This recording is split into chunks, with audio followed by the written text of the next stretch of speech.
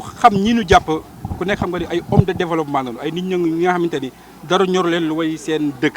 te bi mbir mi amee ni ko ñëpp déggee ñoom noonu lañ ko déggee amul fenn foo xamante ni ñoom toog nañ fa wax ni wala bokk ci programme boobu kon tey fi tey bu leen jàppee bëgg leen tuumaal ni ñoom dañu nekkoon ci mbir mi wala nekkoon ci suuf kon yaakaar naa ay nit yu leen bëgg a politique la te loolu dara nekku ci loolu moo tax ñu bëgg génn pour xamal Sénégal xamal àddina xamal diaspora bi nii ñoom ñoo ñu jàpp bokk ci membre ONAPAS du kenn koo xamante ni laala nga ci mbir mi. image yi ma gis bu fekkonte ne nekk na parce que man groupe yi ci Ndar yëpp maa ngi ci SIDELS maa ngi ONAPAS maa ngi groupe yi ci Ndar yëpp maa ngi ci groupe diaspora yi te amul benn groupe boo xamante ni toog nañ fa programme fa match parce que ku nekk xam nga ni ONAPAS bi ñu def suñu match yi ñu def yëpp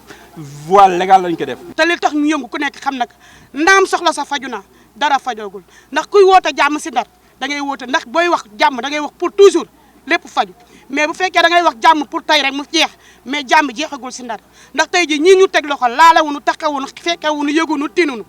te ñun jigéenu IRPAS ñu ngi taxaw temm seen gannaaw dawunu daayunu Macky Sall yow la ñuy waxanteel ñun Ndar jàmm leen fi bëgg Gendar jàmm leen fi bëgg ñun talunu xeex tolunu xuloo lu dul liggéey jaamu yàlla suñu dépense suñu tànk yi la nekk